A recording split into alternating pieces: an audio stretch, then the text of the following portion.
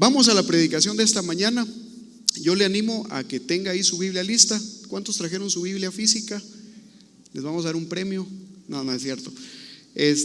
Ábrala o enciéndala. Tenga ahí listo el libro de, a ver, ¿qué libro estamos estudiando? ¿Cuál? Oigo un pequeño feedback ahí, tal vez si me... El libro de Deuteronomio, exactamente, el libro de Deuteronomio. Pero antes yo quisiera pedirle que oremos y que le pidamos a Dios que Él sea quien abra nuestros oídos para poder escuchar lo que Él tiene para nosotros esta mañana. Señor Jesús, te damos muchas gracias. Gracias por tu palabra. Gracias porque nos das la oportunidad de estudiarla esta mañana. Queremos con todo nuestro corazón acercarnos a ella en humildad, en humildad, Señor. Danos sabiduría para poder acercarnos a ella y alúmbranos, Señor, para que ella sea quien pueda iluminarnos esta mañana. Instrúyenos de una manera, Señor, que solo tú lo sabes hacer. Queremos cambiar, queremos ser mejores, queremos conducirnos como tú deseas. En tu nombre oramos. Amén y amén. Bien, vamos al libro de Deuteronomio. Y la semana pasada nos quedamos en el capítulo 1. ¿Qué versículos estudiamos la semana pasada? A ver si se recuerda. Estudiamos hasta el versículo 33. ¿Se recuerda? Estamos viendo cuando Moisés está dando el discurso y Moisés está teniendo aquellos recuerdos de cuando están frente a la tierra prometida y hay una generación que no va a entrar, hay una generación que va a quedar fuera, hay una generación que por su rebeldía Dios no le permite entrar a esa tierra prometida. Pero la semana pasada vimos que hubo 2 espías. ¿Cuántos recuerdan a esos 2 espías que regresan con buenas noticias? Y de los 10 espías que fueron, únicamente 2 regresan diciendo: esta tierra es tierra que de verdad fluye leche y miel, es tierra deseable, es la tierra que Dios nos dio. ¿Cómo se llamaban estos 2 espías? A ver, Josué y Caleb, exactamente. Y se recuerda usted que entonces hay una desconfianza de parte del pueblo, porque Dios nunca les dijo: manden espías y reconozcan la tierra. Dios les dice: suban y tomen la tierra porque yo ya se las di. Esa es la instrucción que Dios les da. Sin embargo, ellos dicen: mejor mandemos a algunos hombres que reconozcan, que vean. Y entonces comienza un ambiente de desconfianza y a decir a través de las voces de aquellos espías: mira, es una tierra que fluye leche y miel verdaderamente, es una tierra deseable, pero hay gigantes y nos van a hacer pedazos, nos van a matar, parecemos langostas frente a ellos, dijeron. Entonces ahí nos quedamos la semana pasada. ¿Se recuerda que dijimos 3 pasos para lograr un fracaso seguro? Desconfiar de Dios, desobedecerle a Dios y endurecernos delante de Dios. Pero el trozo que vamos a estar estudiando hoy nos habla de cuando le agotamos la paciencia a Dios. Y cuando preparábamos este mensaje, yo me ponía a pensar en algo: qué terrible es agotarle la paciencia a Dios, ¿no cree? A ver, ¿cuántos somos papás acá? Levante su manita, por favor, papá o mamá. ¿Sí? ¿Alguna vez su hijo le ha agotado la paciencia? Algunos levantaron las 2 manos así, ¿ve? Sí, yo sé, yo también soy papá de un chico de casi cumple 8 y créame que sé lo que es cuando uno dice: hijito, he sido muy paciente contigo, pero es momento de aplicar la corrección. A veces los cristianos caminamos bajo un pensamiento equivocado, pensando que Dios es paciente. A Dios no se le agota su paciencia. Podemos agotar la paciencia de Dios, y déjeme decirle que Dios puede enojarse con los suyos. La Biblia dice que Dios es tardo. ¿Qué dice? Es tardo para la ira, o sea, es lento para la ira, y es muy grande en misericordia. Pero tengamos cuidado, porque la Biblia no está diciendo Dios no es enojado, Dios no tiene ira. No, está diciendo Dios es lento y es muy paciente para con los suyos. Pero el trozo que vamos a estudiar hoy nos dice o nos da un ejemplo de un pueblo, de un grupo de gente que llegó al punto de colmarle la paciencia a Dios. Mire lo que dice Números 14:11. Y Jehová dijo a Moisés: ¿hasta cuándo me ha de irritar este pueblo? ¿Hasta cuándo no me creerán con todas las señales que he hecho en medio de ellos? Qué increíble. Si trajo su Biblia, por favor, deje un dedito ahí en Deuteronomio y vayamos al Salmo 78. Salmo capítulo 78, y vamos a leer únicamente estos 4 versículos. Salmo 78, del 55 al 59. Si usted dice: a ver, pero de verdad, ¿será que Dios hizo tantas señales al pueblo de Israel? Créame que sí, Dios hizo muchísimas señales y aún así el pueblo no creyó.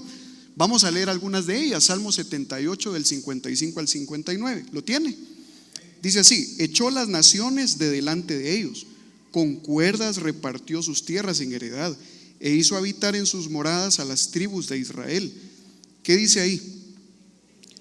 Pero ellos tentaron y enojaron al Dios Altísimo, y no guardaron sus testimonios, sino que se volvieron y se rebelaron como sus padres.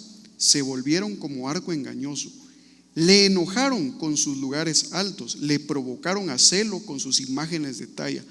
Lo oyó Dios, ¿y qué dice? Y se enojó. Wow. Y en gran manera aborreció a Israel. Yo, mientras leía este texto, decía: de verdad, yo no quisiera ser el objeto de la ira de Dios. No quisiera ser ese que colme la paciencia de Dios. Así lo dice Nahum 1:3. Jehová es tardo para la ira y grande en poder, y no tendrá por inocente al culpable. Jehová marcha en la tempestad y el torbellino, y las nubes son el polvo de sus pies. Si usted me dice esta mañana: Freddy, Dios tiene mucha paciencia. Yo creo que sí. Yo creo que Dios tiene mucha paciencia, pero esa paciencia también tiene un límite. Esa paciencia la probaron y la tentaron los israelitas, y el texto que vamos a estudiar esta mañana nos enseña qué pasa cuando un pueblo colma la paciencia de Dios. Honrad al Hijo para que no se enoje y perezcáis en el camino, dice el Salmo 2:12. Pues se inflama de pronto su ira. Bienaventurados todos los que en Él confían. Pero ¿qué pasa cuando tú y yo, ojalá no, pero qué pasa cuando tú y yo logramos cansar a Dios? ¿Quisieras tú estar ahí? ¿Quisiera yo estar ahí? Yo creo que no. Yo preguntaba hace un ratito: ¿cuántos somos papás?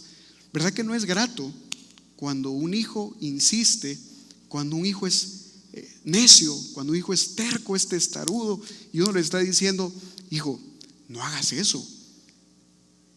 Y es como que le estuvieras diciendo: hijo, hacelo, ¿verdad? Yo platicaba con Checho esta semana. Yo le decía, mientras leíamos este texto, no somos mejores que Israel. No somos mejores que Israel.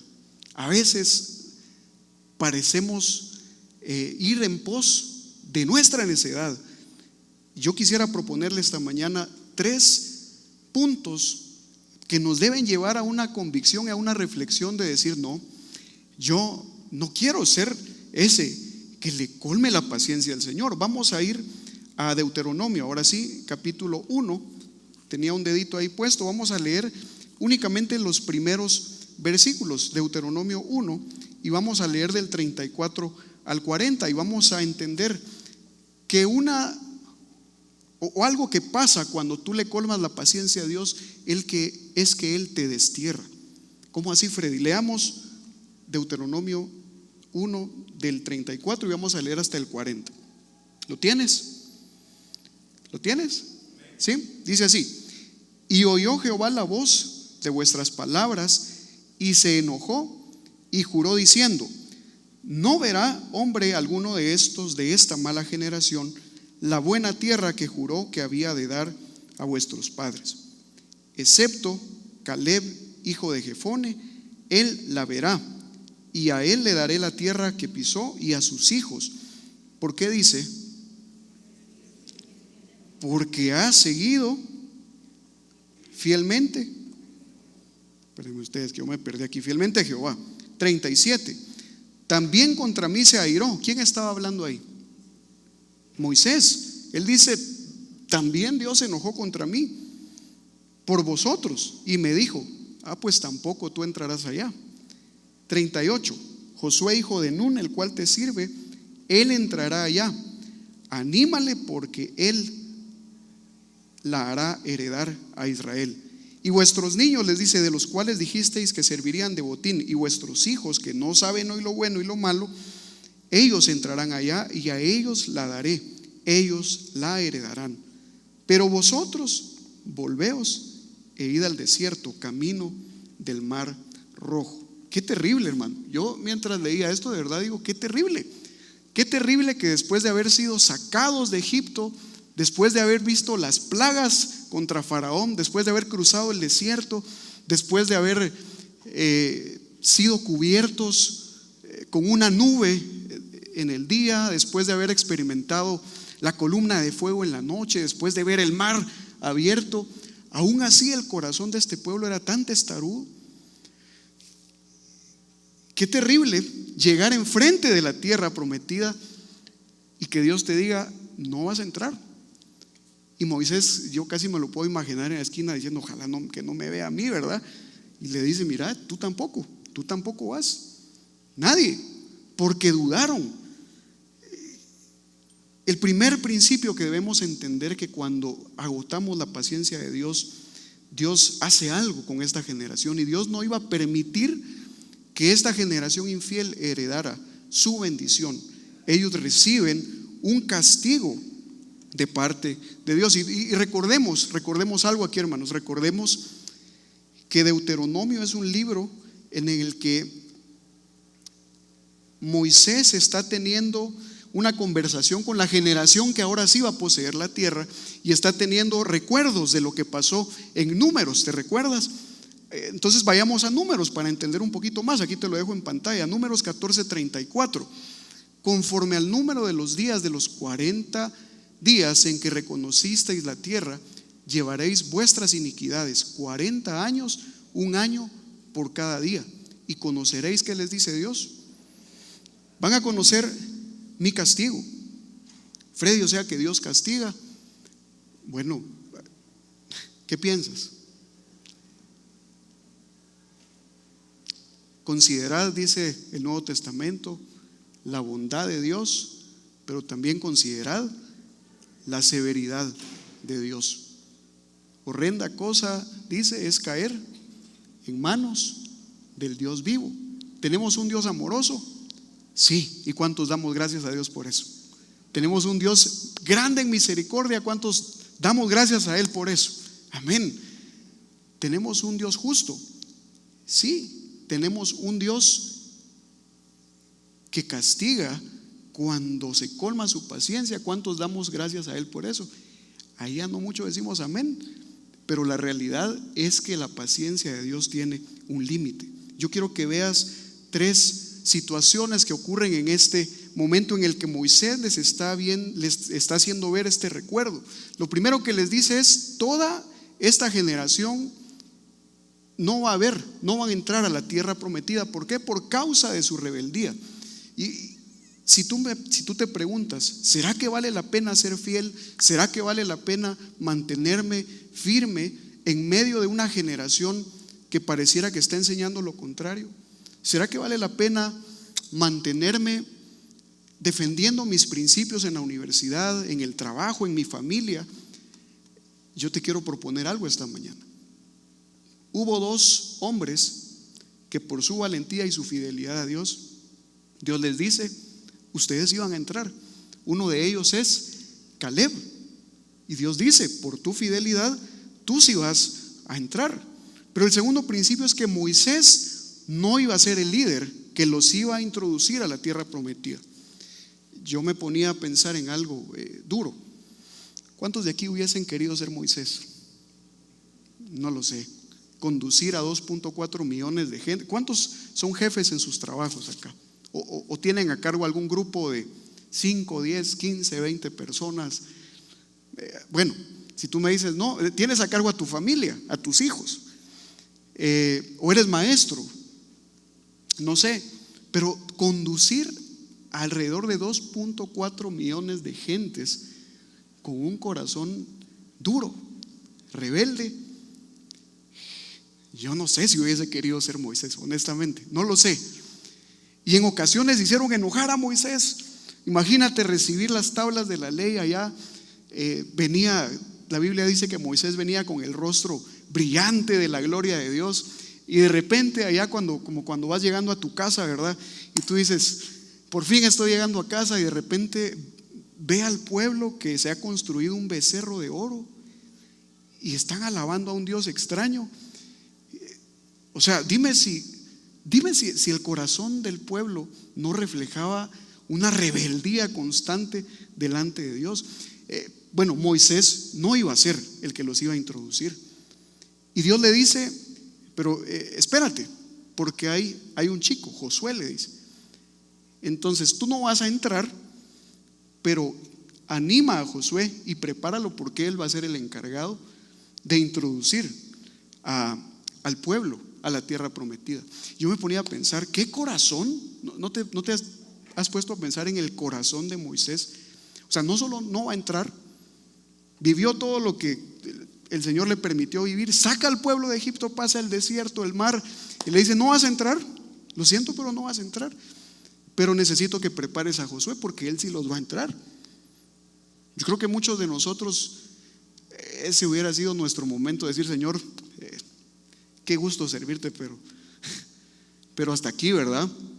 Tú sabes que te amo, pero Josué iba a ser el líder que iba a ser el encargado de introducir. Ahora, hay una verdad ahí, y la Biblia está llena de cuadros y de paisajes que nos revelan lo que iba a ocurrir en el futuro. No voy a meterme a esos detalles, pero hay un cuadro ahí. Moisés era tipo de la ley y Josué es tipo de Jesús. De hecho, si tú vas a la raíz, Josué y Jesús son el mismo nombre. Y entonces lo que está ocurriendo ahí es que Moisés, tipo de la ley, nos está enseñando que la ley jamás nos iba a permitir llegar a tener una vida plena como es a través de Jesucristo. Tú y yo también necesitamos en algún momento de nuestra vida a Jesús para llevarnos a esa tierra prometida. Pero el tercer elemento que ocurre aquí es que los niños, acuérdate que el pueblo dice, no, es que si subimos vamos con muchos niños y solo los vamos a ir a dejar, van a servir de botín nada más para el otro pueblo. Y entonces Dios dice, ustedes dudaron.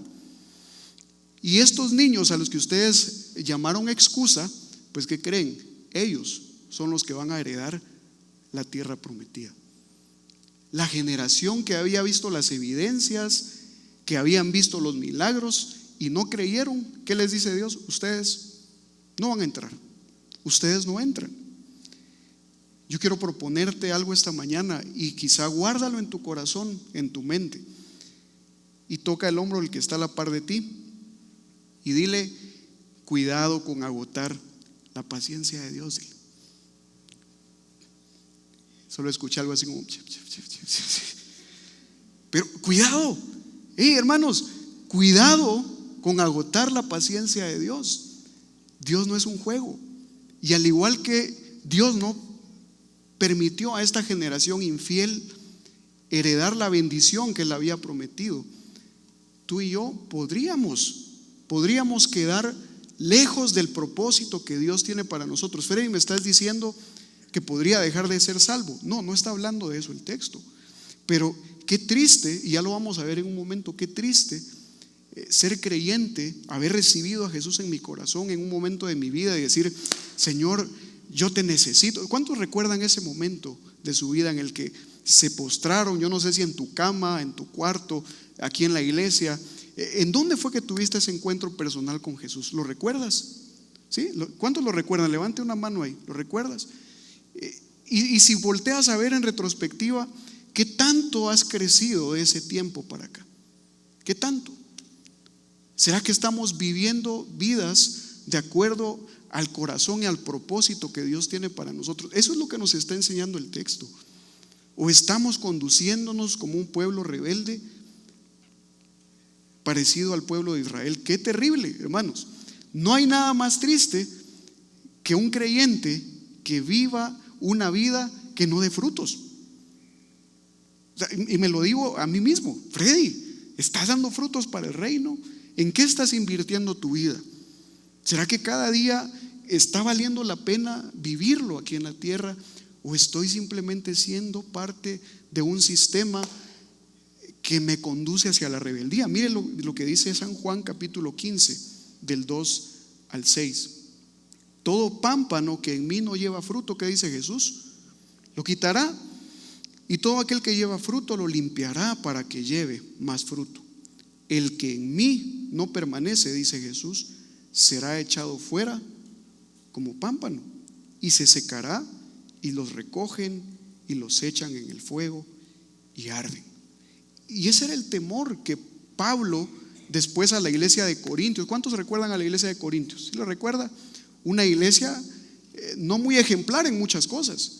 Y entonces viene Pablo y les dice: sino que golpeo mi cuerpo y lo pongo en servidumbre, no sea que habiendo sido heraldo para otros, que habiendo ganado yo a otros, que habiendo discipulado yo a otros, que habiendo tenido un grupo pequeño, que habiendo estado acá detrás del piano dirigiendo la alabanza, que habiendo predicado.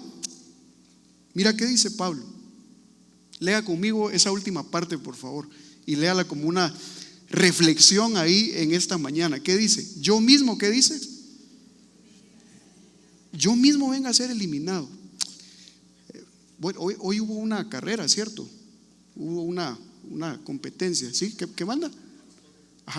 Hubo algo ahí de carrera. ¿A cuánto les gusta correr aquí? Los maratones, sí, de verdad, qué bueno. Vamos a armar una maratón Vida Nueva, ¿le parece?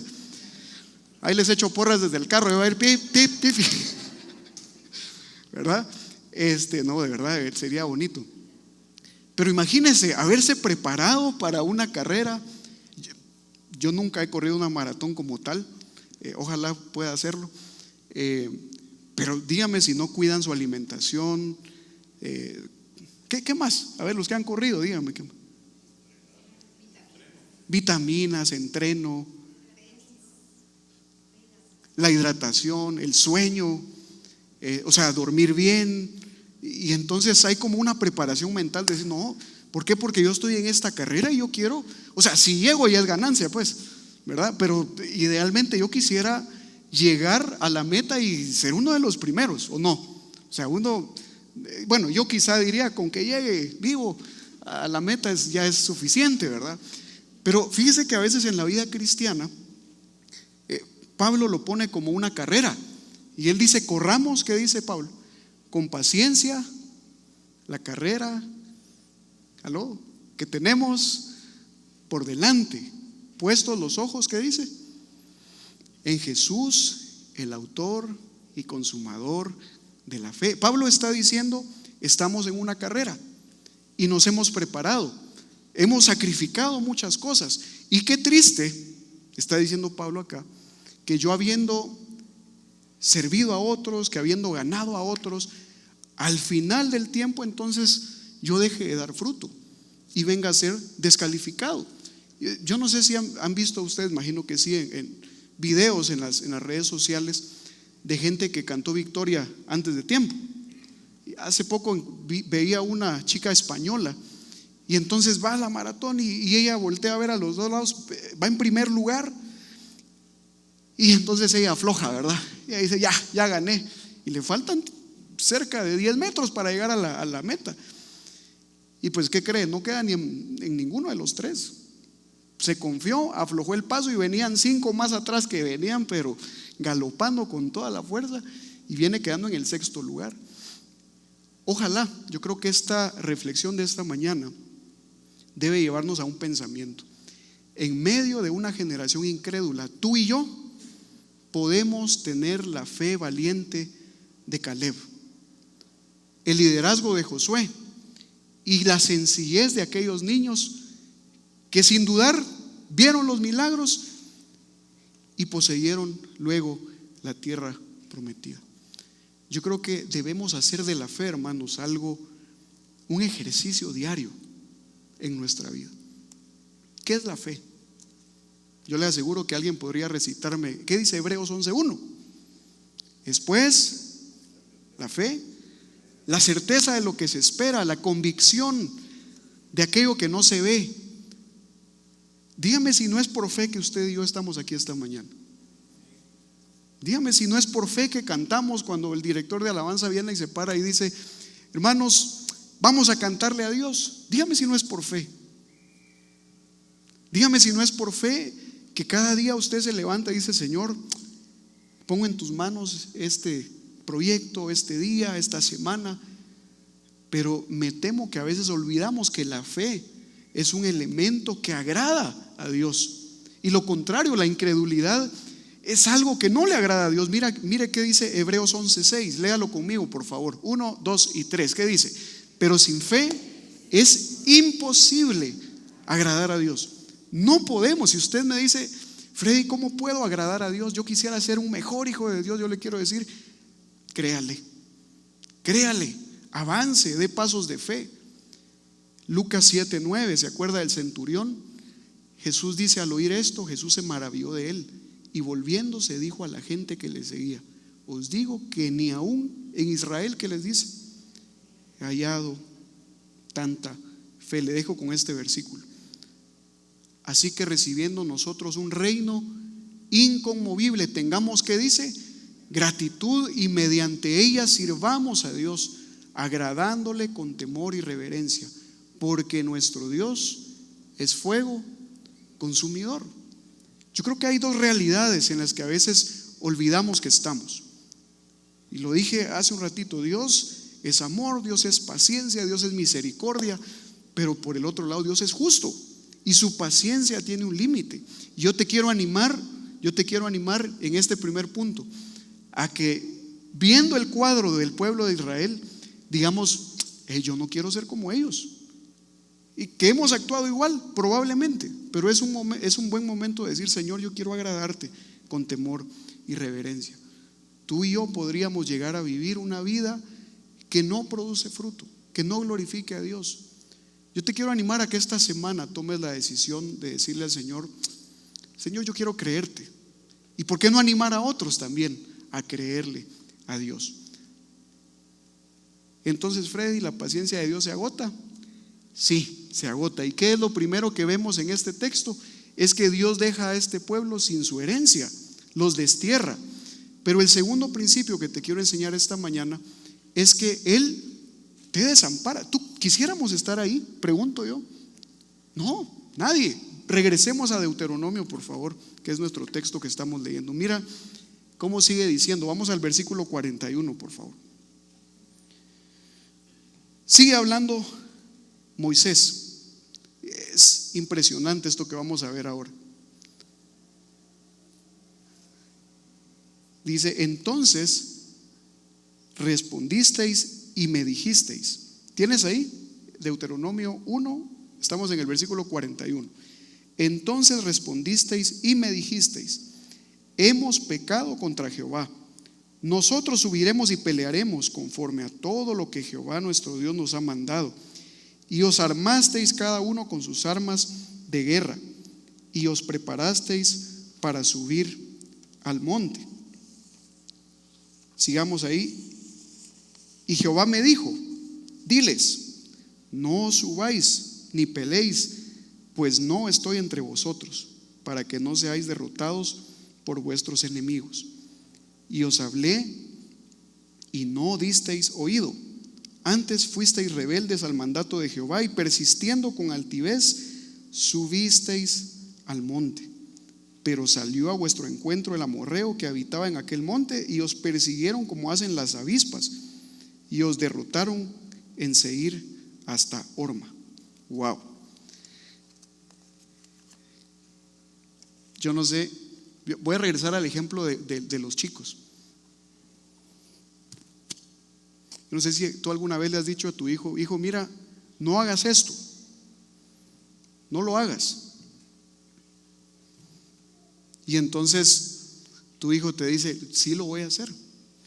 Tú le dices: no, no lo hagas, lo voy a hacer. no lo hagas, hijo. Pues que sí lo voy a hacer, y a veces ya ni te pregunta y lo hace.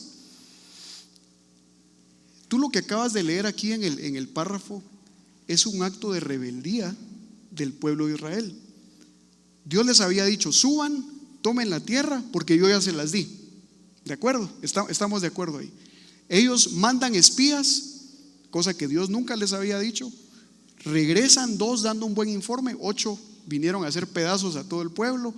Y te recuerdas que en las tiendas empezaron las murmuraciones, diciendo entre ellos: Dios nos trajo aquí para matarnos, Dios nos odia. Y por allá se oía en la otra tienda: es que ¿para qué salimos de Egipto? Allá hasta carne teníamos, ¿verdad? Y mira que estamos sufriendo.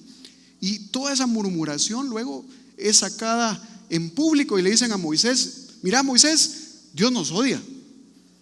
Y entonces Dios sube la voz y Dios escucha y dice: ¿sabes qué, Moisés? Pues entonces no van a entrar. ¿Me sigues hasta ahí? Entonces ocurre algo. Cuando el pueblo escucha la sentencia que Dios da y oyeron: o sea que no vamos a entrar, Moisés. No, ni yo, les dice Moisés, ni yo voy a entrar. No, hombre, ¿sabes qué? Vamos, armémonos y subamos así como Dios nos mandó. No sé si te suena ese caso familiar,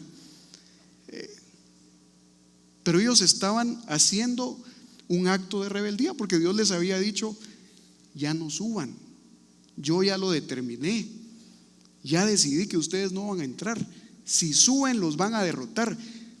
No hicieron caso, no hicieron caso. El pueblo de Israel reacciona aparentemente con un deseo de obedecer a Dios.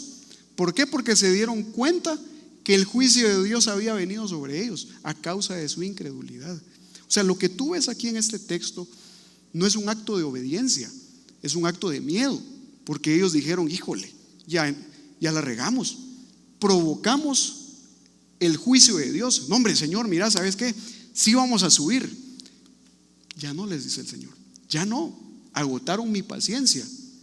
Y entonces Dios te desampara. Yo creo que a veces no estamos conscientes de esto, hermanos, pero qué terrible pensar que la presencia de Dios ya no estaba con ellos. Y ellos suben, y tú lo acabas de leer conmigo, el amparo de Dios ya no estaba con ellos. Dice que salen corriendo como corren las avispas. ¿Alguien no ha corrido las avispas aquí alguna vez?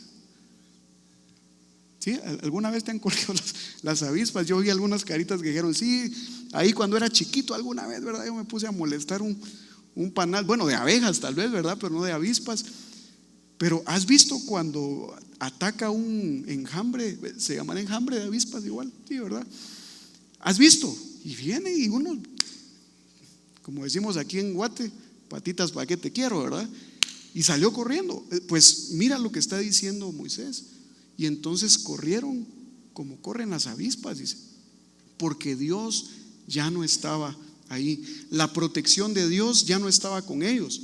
Ellos dijeron en su altivez: no, hombre, si nosotros ya hemos peleado otras veces, nosotros lo hemos hecho.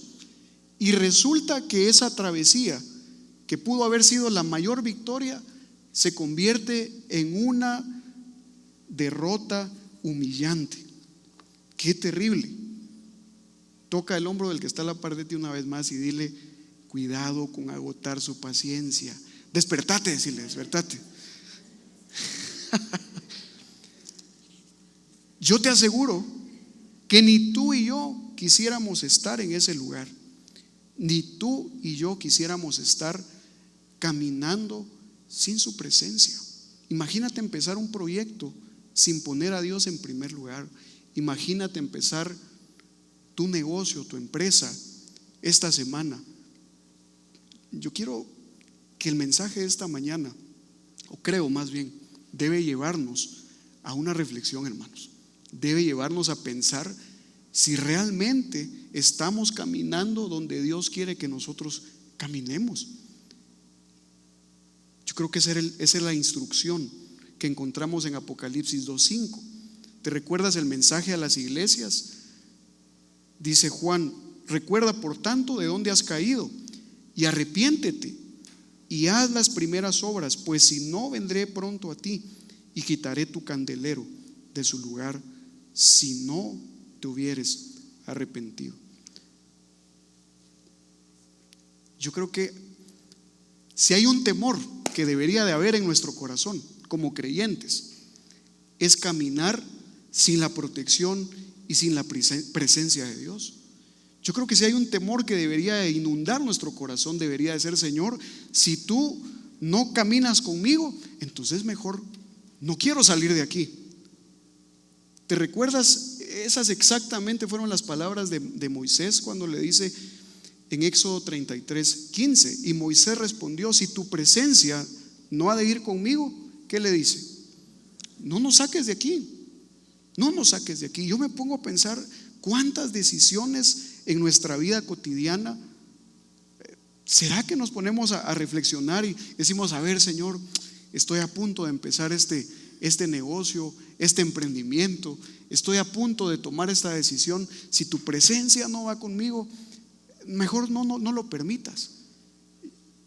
No sé, pero a veces somos muy dados a la parte, hombre, sí, confiamos en nuestros caballos, confiamos en nuestras fuerzas, confiamos en nuestra inteligencia, confiamos en nuestra propia prudencia. Y Jesús se lo dice a sus discípulos de esta manera en San Juan 15:5. Yo soy la vid, les dice Jesús, ustedes son los pámpanos, y el que permanece en mí y yo en él, este lleva mucho fruto. Y les dice Jesús: separados de mí, nada pueden hacer, nada. O sea, si están pegados a mí van a llevar fruto, pero si ustedes quieren hacer por sus propias fuerzas, no les va a ir bien. Me temo que a veces somos altivos, no nos creamos fuertes en nuestra propia opinión. Mira que dice Primera de Samuel 2:9: Él guarda los pies de sus santos, mas los impíos perecen en tinieblas, porque nadie será fuerte por su propia fuerza. Te dejo este último versículo acá: el rey no se salva por la multitud del ejército, ni escapa el valiente por la mucha fuerza. Vano para salvarse es el caballo, la grandeza de su fuerza a nadie podrá librar. Yo quiero que regreses conmigo a la escena de aquel pueblo. Está el pueblo de Israel, ¿sí? Dios te destierra si colma su paciencia, pero no solo te destierra, te desampara. Y entonces ellos, asustados, dicen: no, hombre, armémonos, nosotros sabemos cómo pelear. Suben. Ahora yo te quiero preguntar algo: ¿estarían haciendo ellos algo que no habían hecho anteriormente? No, ¿verdad? Ellos habían peleado. Dime si no eran expertos en la batalla. Sí. Agarraron sus armas como lo hacían antes, ¿sí o no? Suben. ¿Cuál era la diferencia? Que Dios no estaba con ellos. Hermano, la victoria no está en nuestras fuerzas. Te ha ido bien no por tu inteligencia, es porque Dios así lo ha querido. Es por la provisión de Dios en tu vida. Yo quiero dejarte este pensamiento acá. Tanto es un error, y guárdatelo en el corazón, tómale una foto, guárdala ahí en tu cabecera, pero tanto es un error hacer cosas mundanas por nuestra carne, como tratar de hacer cosas espirituales en nuestra carne. Lo que estaban haciendo ellos no era algo malo. Es decir, estaban subiendo a tratar de conquistar la tierra que Dios les había dicho que iba a hacer de ellos. El problema es que Dios les había dicho: ya no vayan, porque yo ya no voy con ustedes. Dios los había desamparado. Te dejo este pasaje en Números 14. Y dijo Moisés: ¿por qué quebrantáis el mandamiento de Jehová? ¿Y qué les dice? Esto tampoco les va a salir bien. Si a ti no te sacude el pecho, no te sacude el piso, si a ti no te saca de tu comodidad el pensar que Dios podría llegar a colmar la paciencia y decir: hijo, eso que estás haciendo ya no tiene mi aprobación. No, hombre, Señor, pero mira, tú sabes. No, ya no. Si yo no voy contigo, no lo hagas. Esa decisión que estás a punto de tomar, ¿le has preguntado a Dios si va contigo? ¿Será que te has preguntado si va a honrar a Dios, si va a glorificar a Dios? ¿Le has consultado a Él si es su voluntad? ¿O piensas que puedes lograr obtener la bendición por tus propias fuerzas? Ten cuidado, tengamos cuidado, porque lo peor que podríamos hacer es caminar en nuestra propia inteligencia, excusándonos que Dios va con nosotros, lo cual probablemente no es cierto.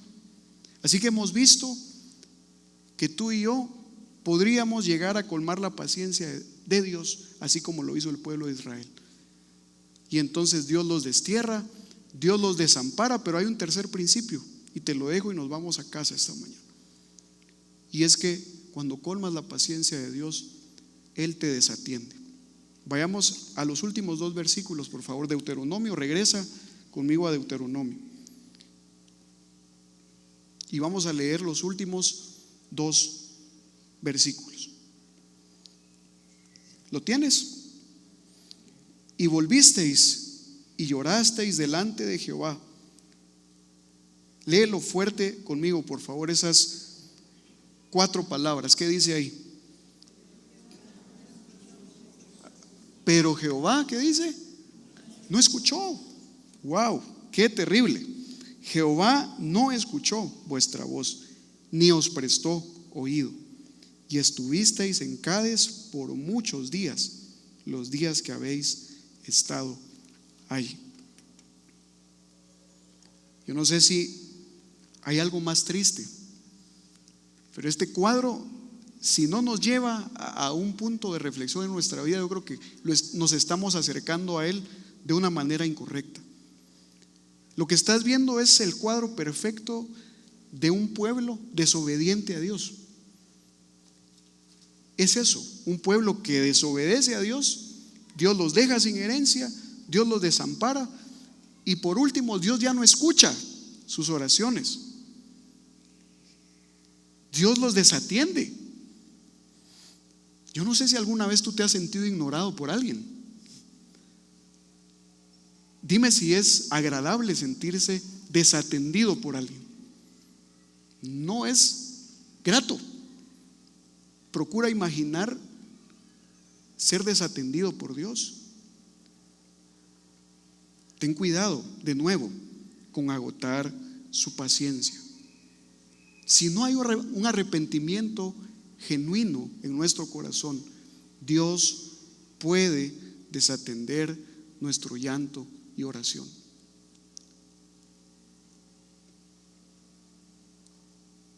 Freddy, ¿él puede desatender mi oración entonces?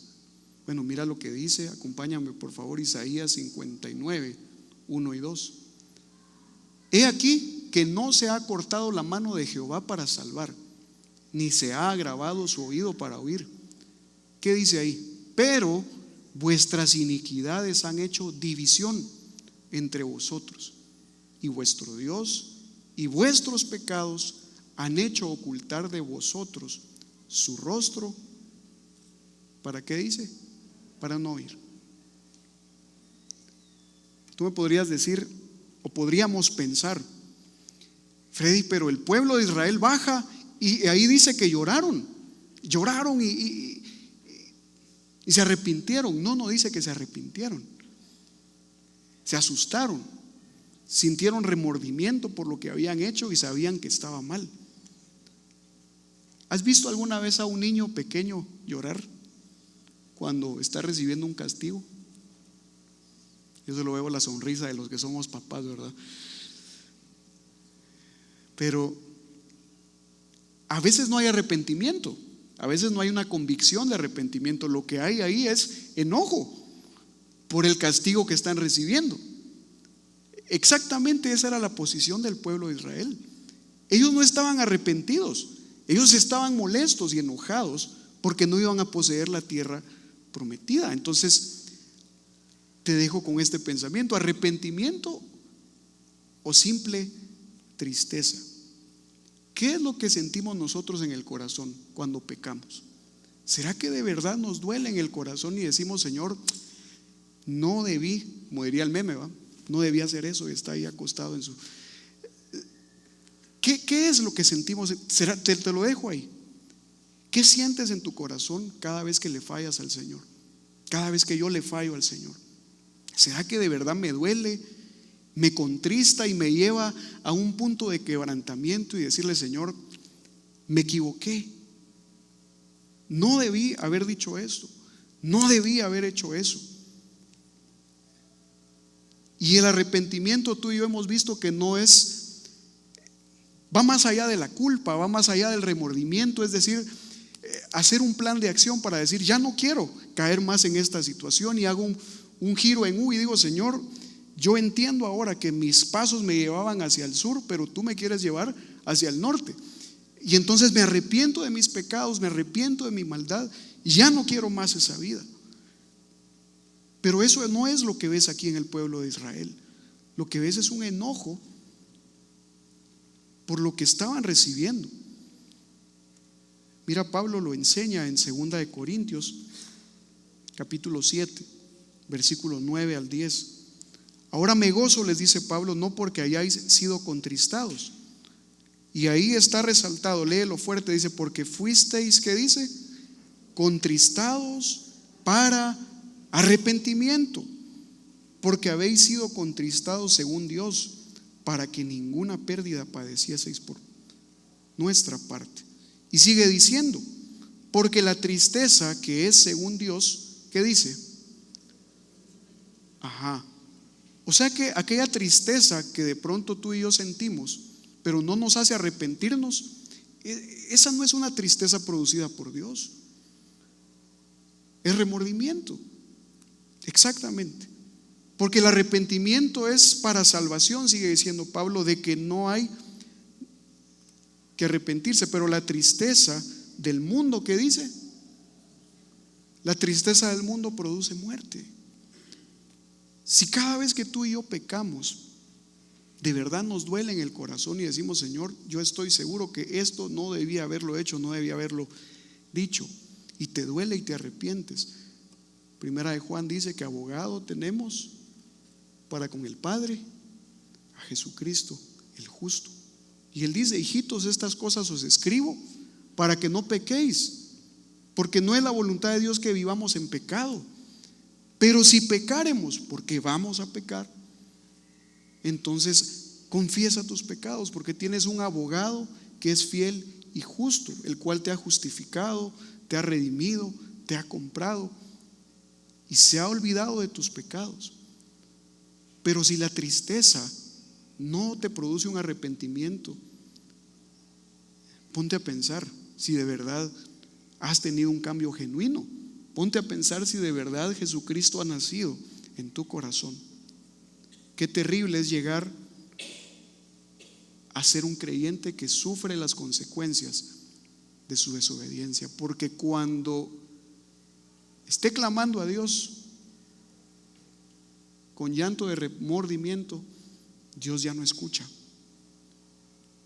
Proverbios 29:1 dice: el hombre que reprendido, el hombre que amonestado, aquel hombre que Dios le está instruyendo, endurece la cerviz, se pone terco y dice no, ¿qué dice?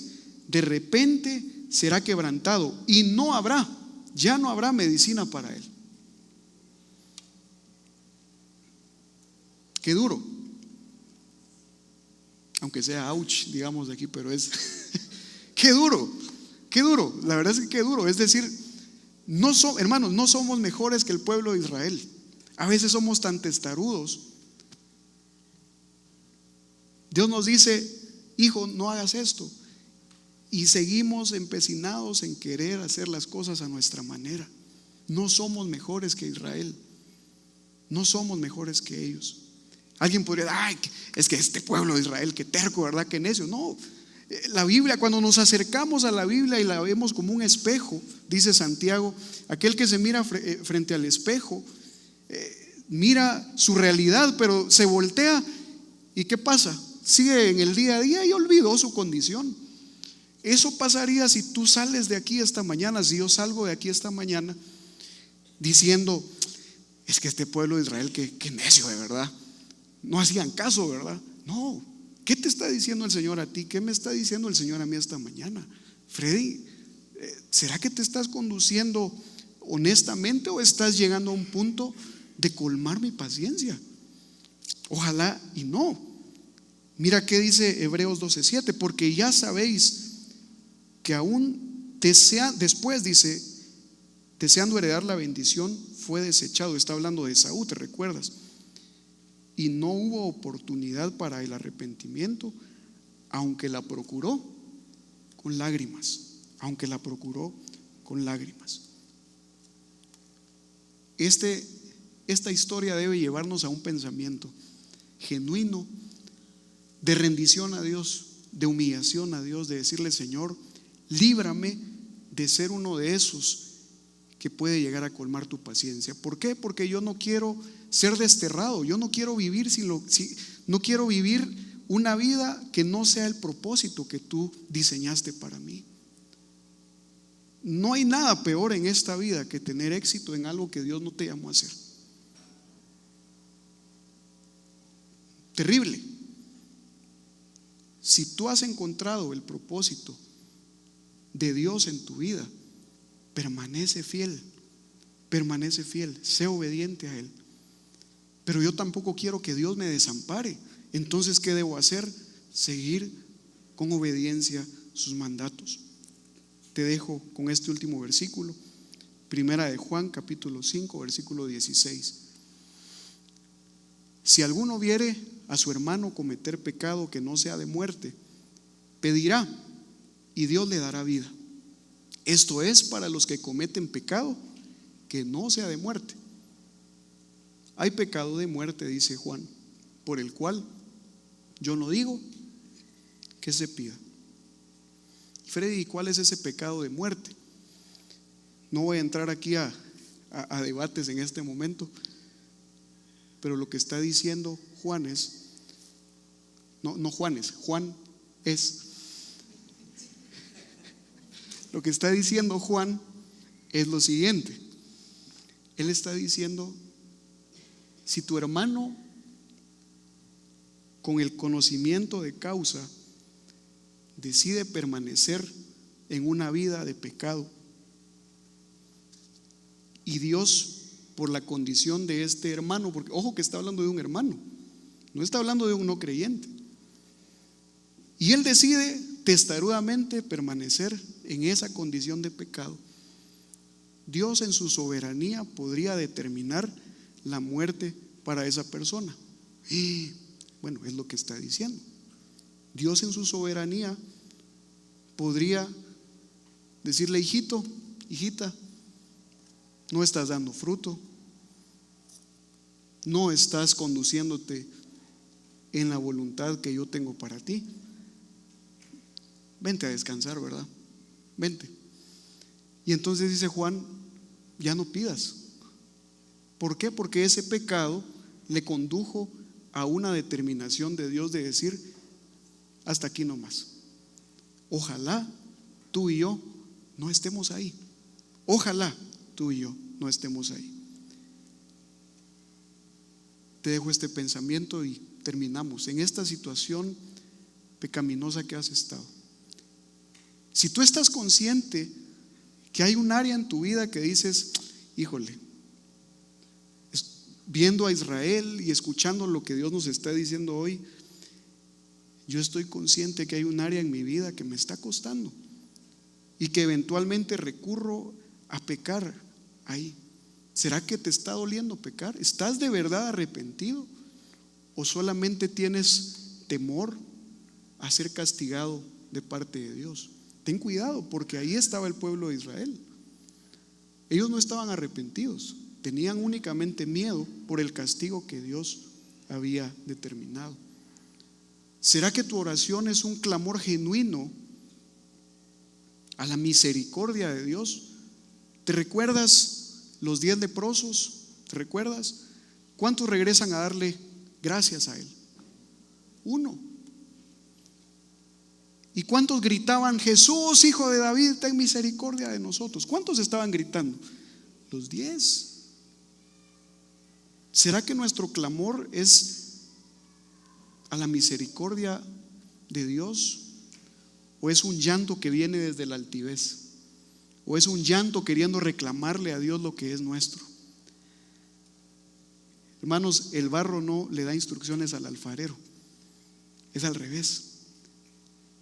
Y yo quiero dejarte esta mañana con este sentir. Yo no quiero colmar la paciencia de Dios. Que Dios nos libre de colmar su paciencia, porque Él es lento para la ira y es grande en misericordia, pero esa paciencia tiene un límite.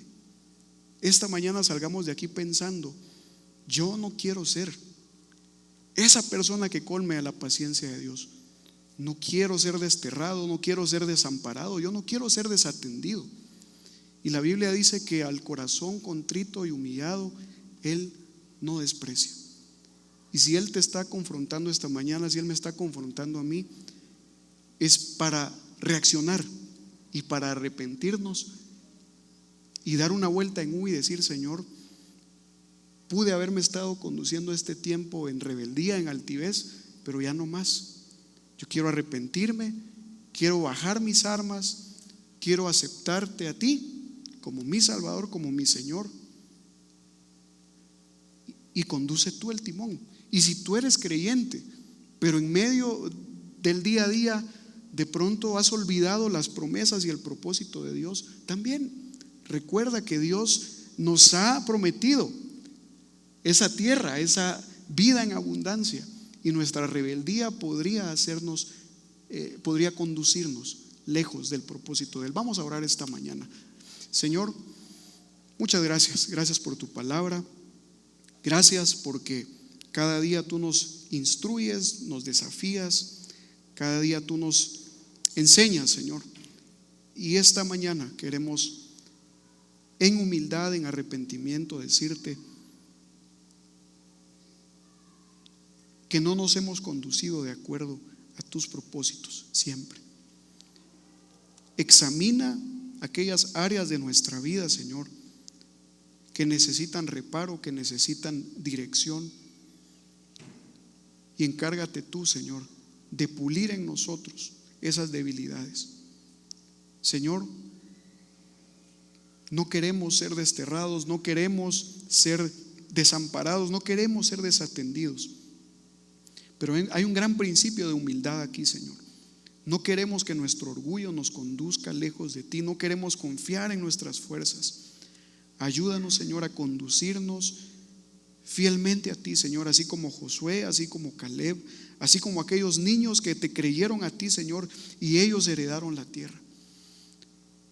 Ayúdanos a todos los que estamos aquí en Vida Nueva, Señor, a conducirnos en medio de una generación perversa, en medio de una generación que a lo malo llaman bueno y a lo bueno malo, Señor. Que permanezcamos firmes a tus principios, a tu palabra, Señor. Ahí donde estamos con los ojos cerrados, yo quisiera, como siempre, hacer la invitación. Si tú estás escuchando este mensaje, quizá por primera vez o segunda o tercera vez, pero nunca has tomado la decisión de rendirte al Señor completamente y de decirle: Señor, yo quiero que tú seas el Señor de mi vida, el centro de todo lo que hago, el amo de mis decisiones. La invitación está abierta para ti. Si tú murieras esta noche y tú dices: yo no sé a dónde iría mi alma porque no estoy seguro, el Señor está tocando la puerta de tu corazón y Él dice: yo toco la puerta, y aquel que oye y abre la puerta, entraré a Él y voy a cenar con Él y Él conmigo. Él quiere tener comunión contigo. La Biblia dice que Él es lento para la ira y Él desea que todos procedan al arrepentimiento. Y si tú estás aquí esta mañana o nos estás viendo quizá en la transmisión y Dios está tocando a tu corazón, esta podría ser la mañana, la noche, la tarde, en el momento que Él te hable de salvación. Si ese es tu deseo, yo quiero dirigirte en una oración y dile algo así: Señor Jesús, yo estoy arrepentido de todo corazón. Sé que mis pasos me han conducido lejos de ti, pero hoy doy una vuelta en U y te pido que a partir de hoy tú seas el Señor y el dueño de mi vida. Quiero que inscribas mi nombre en el libro de la vida. Reconozco que tu sacrificio en la cruz fue suficiente para pagar por mis pecados, y si yo muriera esta noche, a través de ti yo estaría con el Padre. En el nombre tuyo oro, amén. Ahí donde estamos con las cabezas inclinadas, yo pregunto: si tú hiciste esta oración por primera vez, por favor, háznoslo saber levantando una manita y la vuelves a bajar. Si ese fue tu deseo, levanta una mano al cielo y la vuelves a bajar. Señor, gracias porque tu palabra nos desafía, nos enseña, nos instruye. Ahora ayúdanos a ponerlo en práctica esta semana, Señor. Gracias por todo, por Cristo Jesús. Amén y amén. ¿Cuántos dan gracias a Él por su palabra? Qué bueno es poder acercarnos a Él de la manera que lo estamos haciendo, verso a verso, capítulo a capítulo. La próxima semana le vamos a poner una pausa al libro de Deuteronomio, te cuento, pero ven, no faltes, tenemos algo especial ahí también para compartir.